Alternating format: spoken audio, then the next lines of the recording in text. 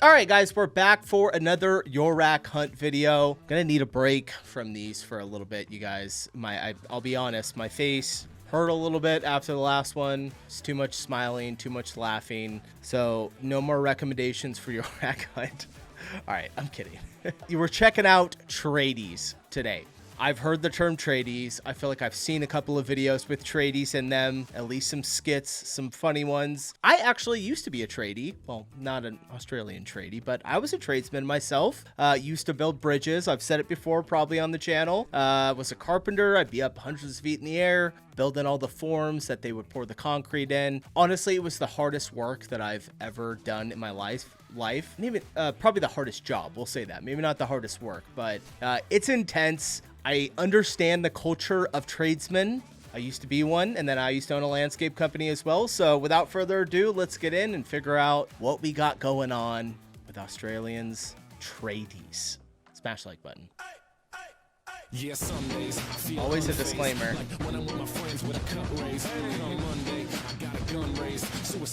Hey, what's her name? More drinks, more songs, more beats to rap. Tell me to shrink, I'm gone. More time keeps passing. No watch, no thoughts at all. Just a hat, new era. Wet my P's and those O's. These Phillies with the orange and black to feel home. From Citizens Bank back to Camden Yards. It's a tale of two cities. And trust we go hard. Trust we go hard. Yes, we go hard. You said we go hard. I said we go hard. Rocking my pop cruisy. Stocking up on the loose. Think the lyrics come easy, but the life is a doozy. And yes, I'm all right. I know I won't settle, but I still take pop off over that kettle. Tradesman tackling the robber. A teaching from the Book of Yorak. In Australia, there are many jobs to choose from. You can be a welfare cheat, catalytic converter, collector and salesman, freelance, street... No way. You guys have people that steal Cadillac converters as well? Oh, man. Collector and salesman, freelance, street pharmacist, Mexican tomato farmer, parking inspector, Mikey inspector, the list goes on. But out of all those career choices I just mentioned, there's nothing more Australian than being a tradie. You see, without all the taxes that tradies pay, there'd be no such job as a welfare cheat. And all the freelance... A welfare cheat? Why is a, He's probably got a video on it. Why is a, what's it called? As a welfare. Transportation? Wait, if you just work for the Australian government, are you welfare cheat? Department of Human Services. All right, I'm not going to keep asking questions. Let's just keep going. Cheat. And all the freelance street pharmacists would have no customer base. But unlike being a welfare cheat, becoming a tradie is not easy. To become a qualified tradesman, you first need to do 4 years of an apprenticeship. After hearing that, you may be asking, what's an apprenticeship? An apprenticeship is 4 years. It's the exact same that we have as well. Yeah, you have to do 4 years. I don't know if Australia has this, though. We have, like, when I went into carpentry, I was able to skip about, I think it was 1.5 years or almost 2 years of the 4-year apprenticeship program, mainly just because I knew someone. But if you have experience doing the trade, when you go in for the apprenticeship program, you can actually, you know, shrink that 4 years down a little bit. Years of sweeping, digging holes, hiding from the boss, getting nailed to the floor, getting all your tools stolen, and getting sent to Bunnings to find a left-handed screwdriver and a long wait. And all of this mixed with the hourly rate of less than minimum wage. So somehow, if you manage to survive 4 years of $13... Hold on. How much do apprentices get paid in Australia? $6 an hour and one slice of toast. Wait, hold on. Is he messing around? It's got to be good pay, right? I remember when I did tradesman... I keep wanting to say tradie. When I was a tradie, I think I made, this has got to be in 2012. I think I was starting out, I made 16 USD an hour. And then when I left, I was at about 30. So, and then it progresses all the way up. I think it went up to about $45 an hour back then. It's probably higher now. It's probably got to be like $55 or $60, or maybe not because wages are not going up. All right, now I'm just ranting. That's the minimum wage. So somehow, if you manage to survive 4 years of $13 an hour, living off 2-minute noodles while bludgeoning and cheating your way through trade school, you'll come out of your apprenticeship with a qualification, a license to print money, and no idea how to do anything except sweep the floor. But you see, this is where the fun starts. Due to the fact that you have a license to print money, you can charge customers however you want. Fix a leaky tap with a $10 part, you can charge the customer 10 grand, and their only options are to pay your crazy price or call in another plumber to do the work who's going to charge 15 grand. And the best thing about this money printing technique is that you can do it for as long as you want, as long as you don't become a story on a current affair. Now with that newfound technique of printing money, you'll have a lot more spare change to spend on a nice car. Now as a tradie, there's a few different vehicles that you can choose from. Let me guess. A Ford Raptor. You can spend about 100 grand on a 79 series Land Cruiser, kit it out with another 80 grand worth of off-road accessories, and then never take it off-road. The second most common option is to buy a Ford Ranger. When you buy a Ford Ranger, it's a necessity that on your way to work and on your way home from work, you need to tailgate everyone in sight. Some common and useful modifications for a Ford Ranger include a light bar so you can flash people easier, a lift kit and 35-inch tyres so that the light bar you installed reaches further into the rearview mirror of the person you are flashing, and a nice big bull bar just in case you get too close to the car in front. Some other common options for a tradie vehicle include the Toyota Hilux, the Toyota Hiace, and if you want something sporty that can tow heavy weight and fit all your tools in the back, you can get something like a Holden Ute, or of course the What the hell Falcon. is that? What kind Tools in the back. Your guys' vehicles are so interesting, just the way that they look. What is this? Kind of reminds me of an S10. That's something that we have. It's a Chevy S10, but I know this is old. This is an older car. It looks like it's from the 90s. Just the design is so much different down under. Ute, or of course, the AU Falcon. Now that you've got your work vehicle sorted out, you've got to find a nice weekender that you can spend the millions you earned this week from overquoting the elderly. Now, due to the fact that every job you've done this week has been a quote of at least 10 grand, you've got a lot of play money. This means that your budget can stretch to include things like this, and of course this.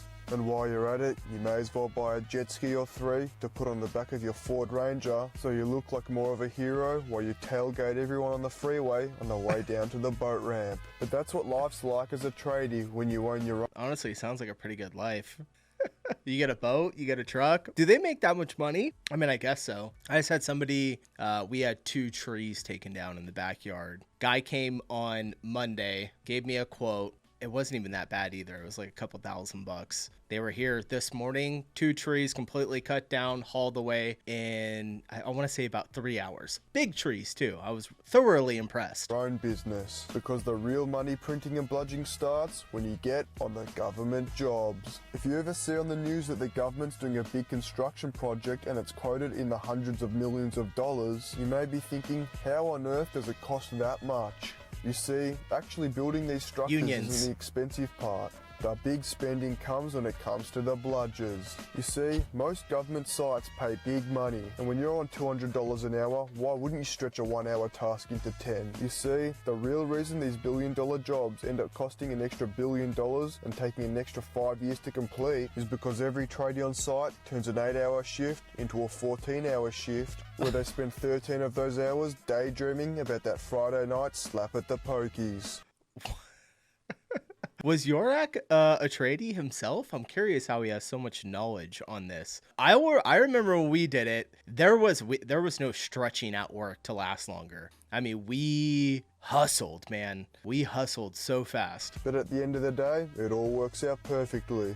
Because due to the fact that these guys are earning about 20 grand a week and unwillingly donating 10 grand back to the ATO, it means more big government jobs, more big paychecks, more welfare cheats, and more customers for the street pharmacists. And that's what I like to call the Australian circle of life. But unfortunately, it's not all sunshine and rainbows, because the business owners and the government job bludgers only make up about 10% of all of Australia's tradies. The other 90% of tradies in Australia live the lifestyle that you would have heard about before. These are the sort of tradies who work for a company, which means they don't get to overquote the elderly, they don't get to bludge on government paychecks, and unfortunately, because of this, they don't get to live in a mansion in Brighton and have 15 Ferraris. The everyday tradie lives on what I like to call the EAN diet. The EAN diet consists of 3 things: nicotine, caffeine, and protein, all of which are conveniently located at the This is such a good joke. The Ian diet. Oh man, that's hilarious. closest 7-Eleven to the job site. Unfortunately, Yeah. the everyday tradie isn't loaded like the other two types. Instead of a 2023 Ford Ranger Raptor to drive to work every day, they have something like a D22 Navara with a leaky head gasket. Even though the everyday tradie knows that their car has a leaky head gasket, they can't justify the price of getting it fixed. You see, while these guys may be on $50 to $60 an hour, spending $1,000 to keep the work car running just doesn't make sense. Let's say these guys are earning $2,000 a week. They're spending $40 a day on lunch at the local servo, $140 a week to fill the tank with diesel, $100 a week on cigarettes, $700 a week for 2 bags from the local street pharmacist, about $200 a week on alcohol, and then 2 bags of what? 2 bags of what? Cocaine? I don't know. All right, guys, I'm in a weird mood today. All right, let's keep going. from the local street pharmacist, about $200 a week on alcohol, and then $1,000 on either the pokies or sports bet. Now, if my calculations are Pokies? correct, which they probably pokey? aren't, that leaves them with a subtotal of 60 smackaroos, which of course means they've got no money to spend at the mechanics. But that's alright, because just like every other tradie, mechanics are also con artists. You could go in to get your clutch replaced, and all they have to do is adjust the clutch pedal, put 16 hours of labour on the invoice, and turn 5 minutes of around with a screwdriver into a 20 grand payday. I think this is pretty universal. Getting your car repaired. And I mean, there are good mechanics out there, but we have a similar problem here to where, I mean, there's so many places I've taken my car and just got completely shafted from the people that own the place. Probably because I just didn't really know, but it took us a long time to actually find someone that we can rely on that does like honest work. I would imagine y'all probably have a similar issue. And turn 5 minutes of around with a screwdriver into a 20 grand payday. And how are you supposed to know that they didn't actually change the clutch? It's not like you're going to come home after a 14-hour Jeez. day where all you've eaten is Macca's coffees and 7-Eleven sausage rolls to pull out your gearbox and make sure the mechanic wasn't taking you for a ride. All in all, being a tradie is a good job. Each different trade course. provides a service that everyone needs, and without tradies, Australia... My God, dude, why did he put that and in make there? sure the mechanic wasn't taking you for a ride. All in all, being a tradie is a good job. Each different trade provides Okay. a service that everyone needs, and without tradies, Australia would be pretty f***ed. So to all the tradies out there, thanks for your service, and thanks Yep. for keeping the Coles Express Cafe from going bankrupt. Anyway, if you like this video, make sure to like, subscribe, comment, Very nice. and share if you'd like to hear more teachings from the prophet of Yorak Hunt. And as always, shout out to everyone who made a donation to the charity of my bank account. I've already spent it all on wooden sporks. Dude, always- And if you enjoyed this video so much that you made it right till the end, comment bludge to let me know. And make Yorak's always spending all the money everyone donates to him on the most craziest things. All right, fun video, you guys, a lot of fun. Enjoyed it. He makes amazing content. All right, I'm getting out of here. I know what tradies are. I wish I would have had a little bit more information on tradies. I might have gotten pulled over a fast one on those trees now that I think about it. They did do it really fast for a lot of did I get screwed? I don't know. All right, I'm out. See you guys later. Peace.